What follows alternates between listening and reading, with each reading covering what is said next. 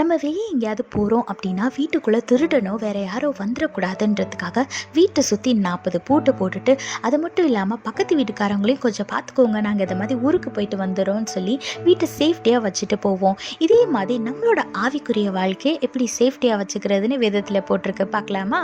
வாங்க. நீதிமொழிகள் 4:23 போட்டிருக்கு, எல்லா காவலோடும் உன் இருதயத்தை காத்துக்கொள், அதன் இடத்தை நின்று ஜீவ ஊற்று புறப்படும்னு வேதத்தில் போட்டிருக்கு. ஆமாங்க, உங்கள் இருதயத்தை எப்படி பாதுகாக்க முடியும்? வேற எப்படி? அவரோட வார்த்தையை வைத்துதான். எவ்வளோக்கு எவ்வளோ தேவனோட வார்த்தையை உங்களோட மனசுல வச்சிருக்கீங்களோ அவ்வளோக்கு அவ்வளவு பாவத்தை விட்டு நீங்க விலகி இருப்பீங்க.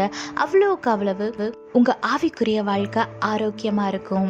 அவரோட வார்த்தைகளை வாசிக்க வாசிக்க, தியானிக்க தியானிக்க, அதை நேசிக்க நேசிக்க உங்களோட வாழ்க்கை ஆசீர்வாதமா மாறிக்கிட்டே இருக்கும். உங்க வாழ்க்கையில சமாதானம், சந்தோஷம் எல்லாமே இருக்கும். அதுக்கு தேவனோட வார்த்தையை உங்களோட இருதயத்துல சேவ் பண்ணி வச்சுக்கோங்க. உங்க இருதயத்தை தேவனோட வார்த்தையை கொண்டு பாதுகாத்து கொள்ளுங்க. ஆசீர்வாதமான வாழ்க்கை வாழுங்க. கர்த்தர் உங்களோடு கூட இருந்து உங்களை ஆசீர்வதித்து பாதுகாத்து வழி நடத்துவாராக. ஆமேன். Whenever you're going out, you will lock your house and check it again and again whether it is locked properly or not. Likewise, in our life, we should protect our spiritual life. Look what the Bible says in Proverbs chapter 4 verse 23. Guard your heart more than anything else, because the source of your life flows from it.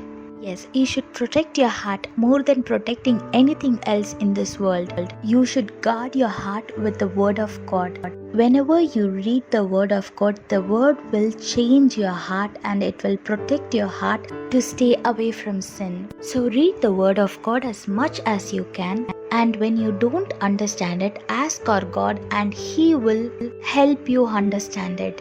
So fill your heart with His words. Stay away from sin and guard your heart and live a blessed life. God bless you all. Have a blessed day. Amen.